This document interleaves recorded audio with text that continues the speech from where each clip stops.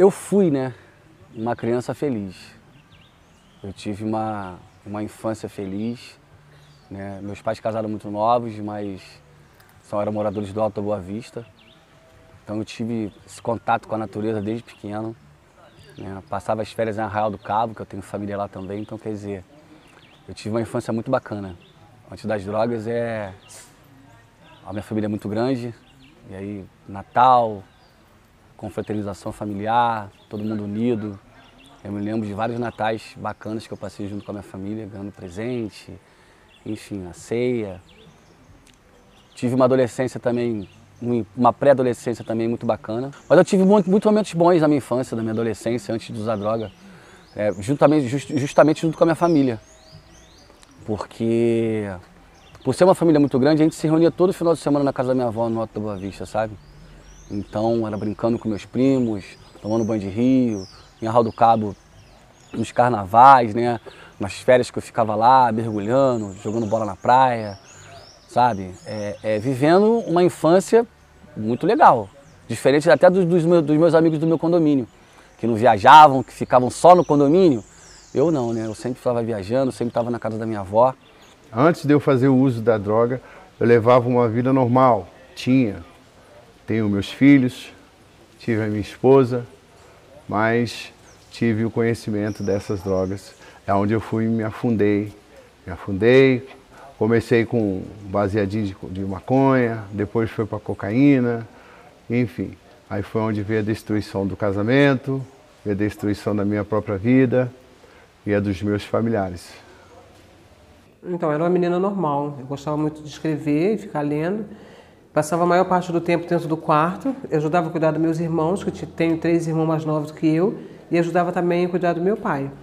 Até que minha mãe era alcoólatra, até que minha mãe me deu uma facada, porque eu estava fazendo uma comida para o meu pai, e ela me agrediu, me deu uma facada e eu saí de casa. E aí, nesse sair de casa, eu conheci as drogas. Não foi culpa da minha mãe, mas assim, eu fui porque eu quis, né? Mas eu era uma menina que morava em frente à praça, mas eu não ia para praça, eu não ia para baile, eu nunca tinha beijado na boca, nunca tinha feito nada disso. Eu tinha 14 anos, então eu era menina mesmo, gostava de boneca, essas coisas todas que menina gosta da idade, né? Eu era músico, né, na verdade.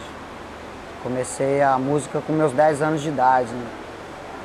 Então, a minha história de vida, né, cara, antes das drogas, né, era simplesmente dentro de uma comunidade, lá onde eu moro, lá, né, numa banda filarmônica, instrumentos de sopro. E a minha convivência com as pessoas lá era da melhor possível, né, cara. Eu estava sempre interagindo com pessoas do meu ramo de música, sabe, sempre aprendendo algo novo. Então, minha vida antes das drogas, pra te falar a verdade, era a melhor vida que eu estava tendo no momento, sabe.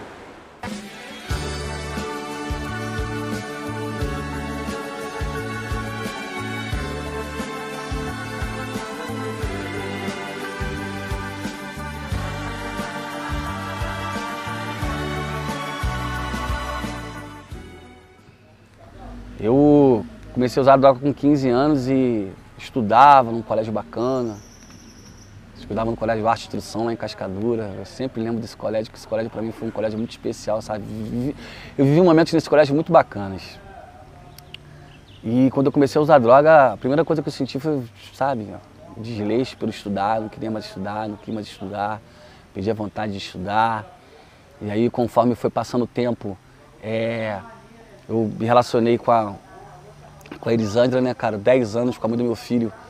E no meio desse relacionamento também teve o uso de droga, então quer dizer, destruiu o nosso relacionamento, uma menina que eu gostei pra caramba, sabe? Sabe aquele primeiro amor? Então, eu perdi ela pra mim mesmo, né? Eu perdi pelas drogas mesmo, porque ela ficou comigo 10 anos aturando furtos, brigas, traições. Enfim, eu fiz aquela menina sofrer pra caramba. A minha família sofreu muito, né? Eu me desmoralizava e eu automaticamente desmoralizei a minha família.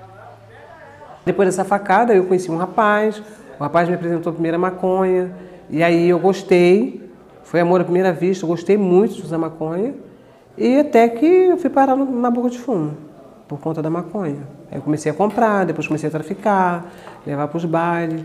Aí foi essa vida louca. Depois dos 14, comecei a desvirtuar, comecei a olhar, ó, conhecer o mundo.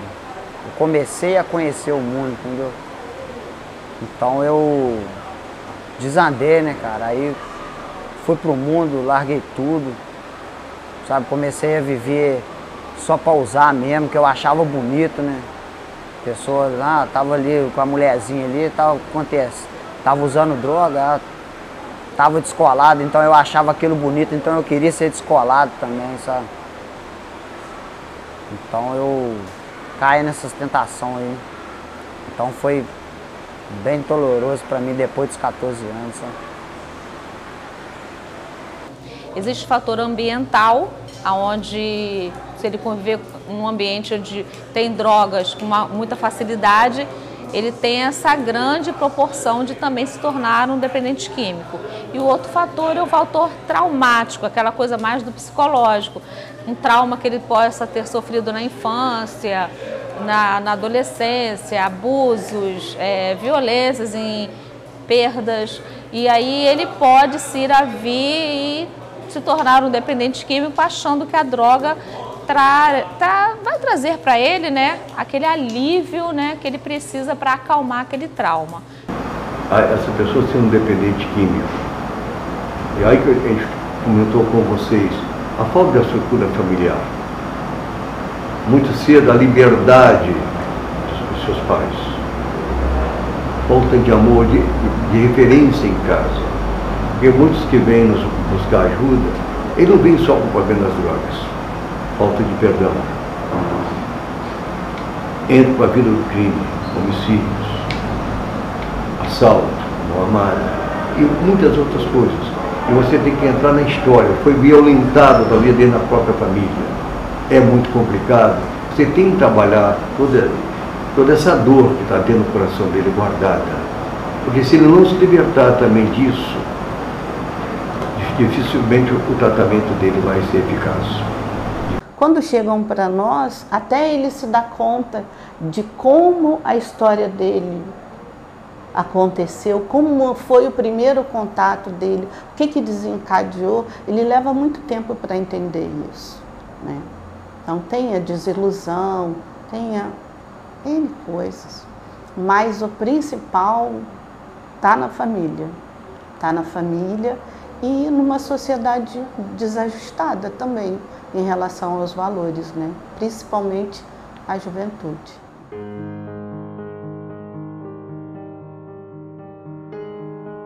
Eu tenho que dizer isso, né? A droga, ela teve um poder de me transformar em alguém que eu não queria ser. Muitas vezes eu não queria ter aqueles comportamentos que eu tive com meus tios, com a minha mãe, com as minhas irmãs, com meu filho, de furtar meu filho, de furtar minha avó, de furtar um tio meu que trabalhava no táxi a madrugada inteira, eu ir lá e pegar todas as moedas dele, sabe? E entrar no carro dele, esperar ele dormir para ir lá e roubar ele. Eu não queria, muitas vezes eu não queria fazer isso. Mas era algo muito mais forte do que eu. Era uma fissura muito grande. Era algo que ficava dentro de mim, sabe? Me atormentando e me dizendo, meu irmão, só mais uma dose. Só mais uma dose. E aí eu fazia coisas que eu não queria fazer. E que eu sabia que depois eu viria me arrepender, sabe? Mas era mais forte do que eu, cara. Muito mais forte do que eu. Eu já fui pro ponto de venda usar chorando, cara, sabe? Sem querer estar ali. E é isso que eu fico assim, sabe? Eu fico, caraca. É uma coisa muito séria, dependência química é uma coisa muito séria. Eu nunca matei ninguém. Mas se eu tivesse continuado a usar, de repente eu poderia ter matado para conseguir mais uma dose. Depois de ter ficado preso muitos anos, né, e ter me envolvido com drogas, com tráfico, com assaltos, a minha maior motivação para me poder largar de tudo isso foi quando eu perdi, né, fiz um telefonema para São Paulo, lá fora e quando eu estava antes de chegar aqui na casa, liguei para os meus filhos para saber como é que eles estavam. E foi uma resposta negativa do que eu ouvi, por causa da vida que eu estava levando. E depois daquele telefonema eu refleti, sentei num banco de uma praça lá no centro, refleti e vi que a vida que eu estava levando não estava de acordo com aquilo que eu tinha planejado, né? Então eu digo que a maior motivação foi os meus filhos. Mesmo eles não sabendo, depois daquela ligação, eu tomei uma atitude de querer mudar a minha vida. Aí foi onde eu procurei ajuda e aqui estamos até o dia de hoje. É complicado porque realmente nós temos, não são duas vidas, né? Nós saímos das nossas casas, né, do nosso lar, e a gente chega aqui com histórias assim absurdas, né?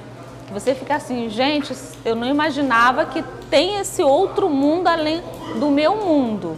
Então é uma coisa muito difícil, a gente trabalha o nosso psicológico muito para isso. Lógico que ninguém aqui não tem sangue nas veias, a gente chora assim, a gente se emociona assim, porque somos humanos, né? Mas a gente tenta conciliar isso com a nossa profissão, com aquilo que a gente tem que passar para o outro, né? E sempre se colocando, usando a empatia, né? Se colocando no lugar do outro. O relacionamento era tudo com pessoas que eu usava, não terminei meus estudos, me isolei do mundo da família. Final de semana para mim era de estar na boca de fumo, levar droga para dentro dos bailes, era estar com as pessoas que usa. Aquilo ali para mim já bastava, para mim já estava bom, entende? Família nem pensar.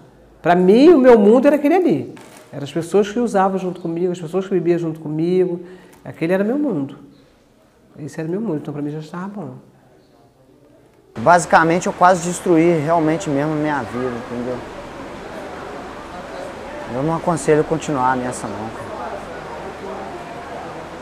Porque eu perdi casa, perdi familiar, sabe? Entes meus queridos partindo dessa vida para outra e eu não estando ali para poder me despedir, sabe? E hoje eu sinto essa dor, hoje eu sinto essa falta. Então eu não aconselho a continuar, não. Estar com eles, ouvir eles, você precisa de ter uma mente muito aberta e um coração para poder acolher as histórias que eles trazem, né? Então você vai ouvir determinadas coisas que eles falam, de sim, muito doloridas, e como não se envolver emocionalmente, né, com os meninos. E na medida que você vai criando um vínculo com eles, vai se aproximando mais, eles vão confiando mais em você e aí eles vão se abrindo mais. Então a minha relação com a minha família foi assim, cara, usando droga, sabe? De muita tristeza, muita... como é que eu vou dizer? Sofrimento, né, cara? Tipo, vergonha. Meu pai cansou de falar pra mim que tinha vergonha de sair no meu prédio, sabe? As pessoas tinham vergonha de mim. Eu tinha vergonha de mim. Eu tinha. E quanto mais eu tinha vergonha, mais eu usava. Era como se a vergonha fosse o alimento da minha doença, sabe? Vergonha, usa. Vergonha, usa.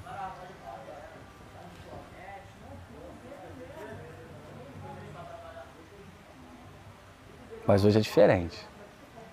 Hoje a relação com a minha família é totalmente diferente.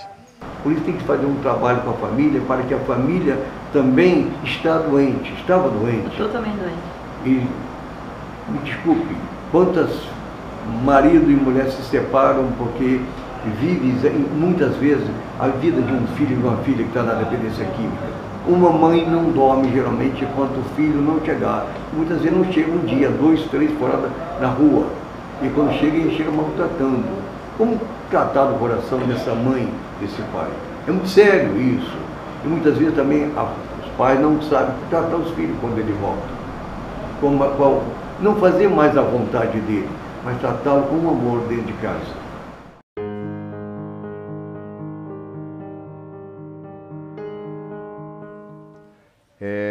Depois da última prisão que eu tive, que eu saí, né?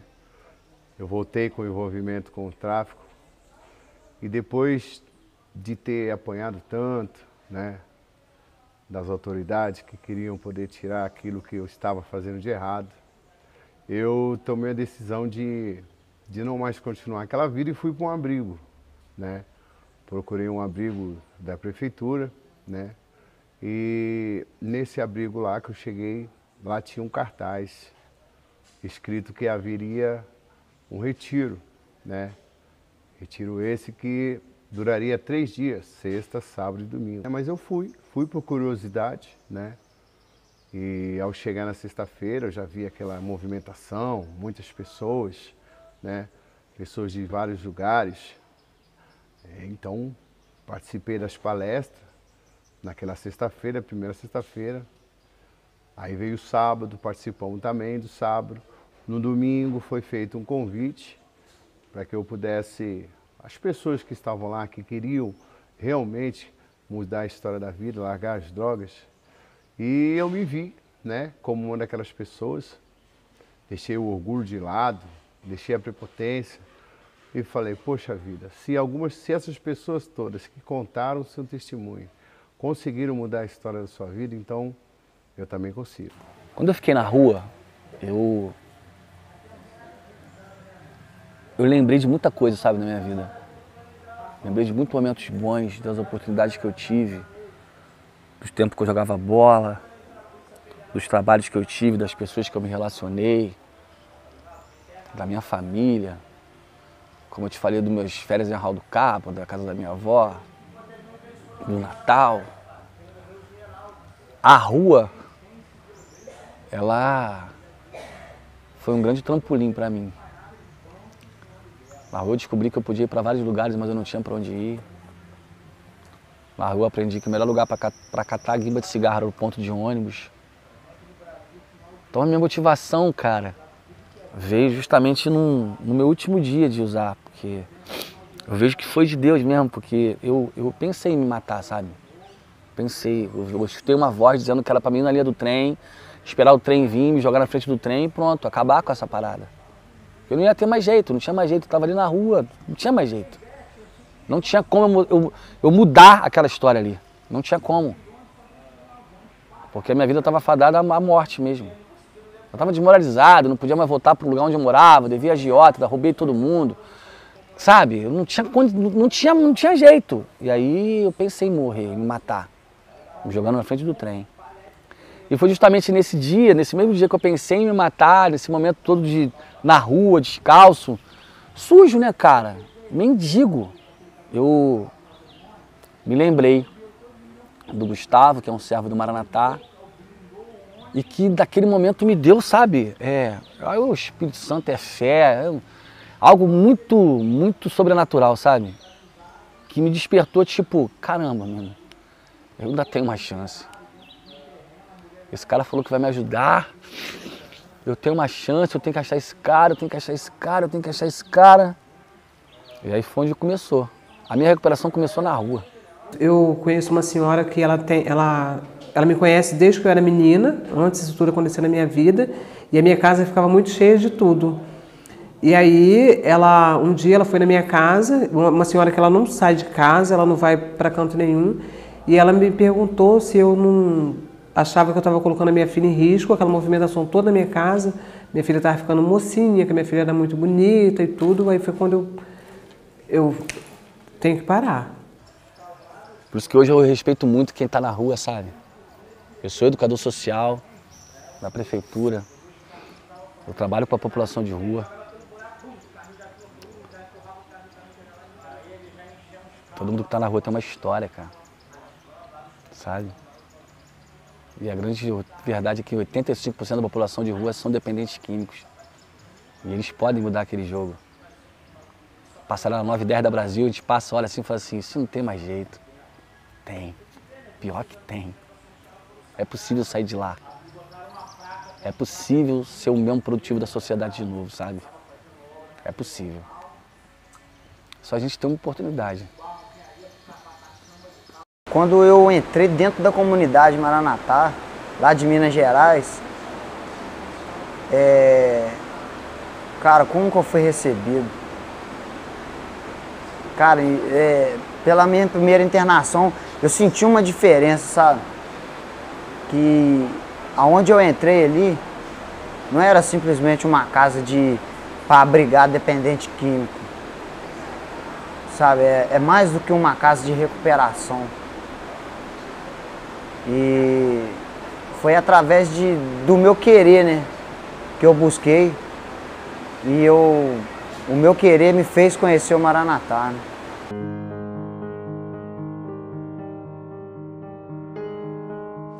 Pela manhã, quando a gente acorda aqui pela manhã, né, a gente vem, se reúne aqui todos nesse lugar.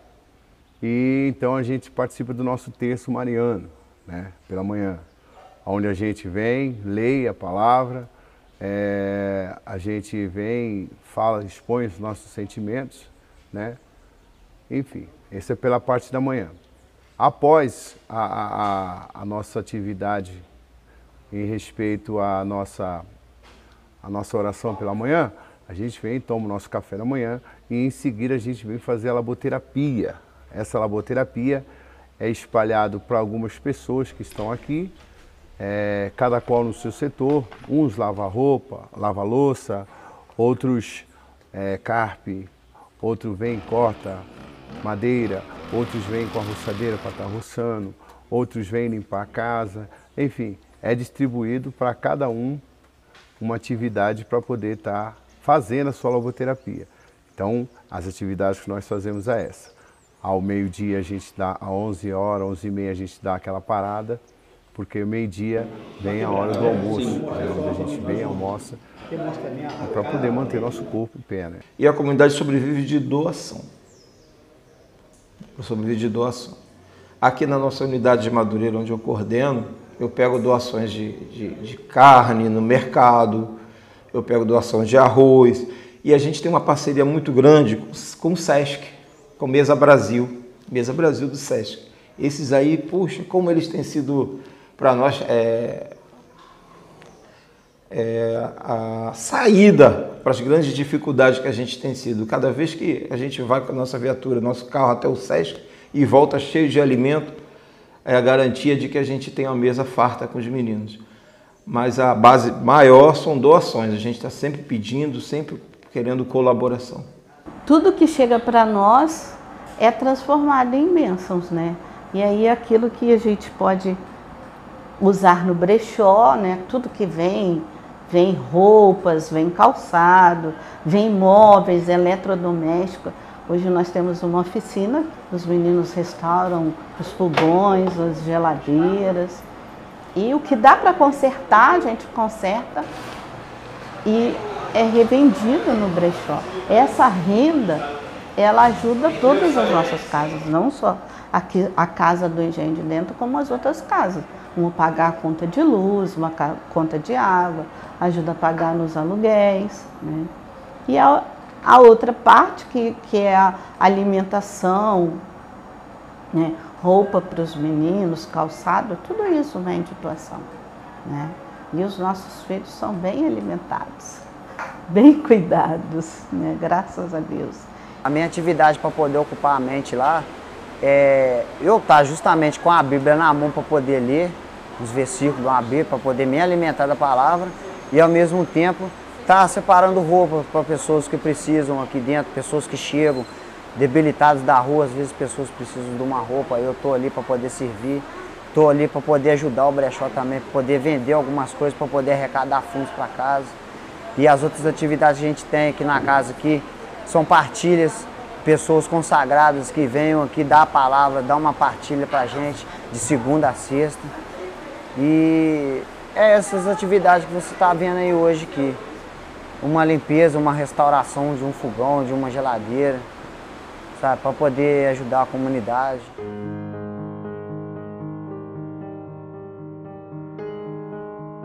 A direção que eu tenho em recuperação, quando eu terminei meu tempo, foi essa. De que não tem nada resolvido. De que é só por hoje. Só por hoje. Eu não posso ficar pensando o que eu vou fazer amanhã. Não, eu tenho que fazer hoje. Eu tenho que ficar atento aos meus comportamentos e ficar vigilante com a minha liberdade hoje. Então, hoje, como técnico de reabilitação, o conselho que eu dou é para eles poderem permanecer firmes nisso, só por hoje. Hoje eu não usei droga, hoje eu não vou usar, e buscar a espiritualidade. Procure uma ajuda, sabe? Não se isole. Não pense que sozinho você vai conseguir, porque não. Eu posso, mas eu não posso sozinho. Você pode, mas você não pode sozinho. Sozinho a gente não consegue. Viver na droga, né, é estar mesmo no fundo do poço o tempo todo. E a gente fala o tempo todo, deu ruim, recaiu, pede para voltar. Não é vergonha, sabe? Não significa que é inferior a ninguém, pelo contrário. Quando a pessoa volta, quando ela busca ajuda na recaída, é o princípio de tudo novo, entende? Começa tudo outra vez. A gente trabalha muito só por hoje, então é só a pessoa voltar e pedir ajuda. Então, se tiver uma chance, agarra essa chance, porque é Deus que está dando essa oportunidade de melhora de vida. Não joga fora, não. Eu joguei uma vez, só que dessa vez eu não jogo fora mais isso. Que eu costumo assim falar para eles, o maior agradecimento que vocês podem fazer a nós e a Deus é a gente ver que vocês estão bem. É vocês ser grato por essa casa que Deus abriu as portas para vocês, ser agradecido e ser exemplo para os outros também. Esse é o maior agradecimento, a alegria de uma mãe, né? Ver isso, nossa, isso não tem preço, não tem. Jovens que possam estar me ouvindo, pensem muito bem. Antes de tomar o primeiro porre e a tua família achar que é bacana. Nossa, passou mal, vomitou ontem pra caramba, que legal. Tomou o primeiro porre ontem, tia. Alerta. Porque esse primeiro porre pode ser um alcoolista no futuro. Caído na porta de botequim depois de ter gasto o dinheiro do salário todinho. Então, meu recado que eu deixo é esse, sabe? Álcool é droga. E que dependência química tem jeito. É possível parar de usar, perder o desejo e encontrar uma nova maneira de viver. Só por hoje.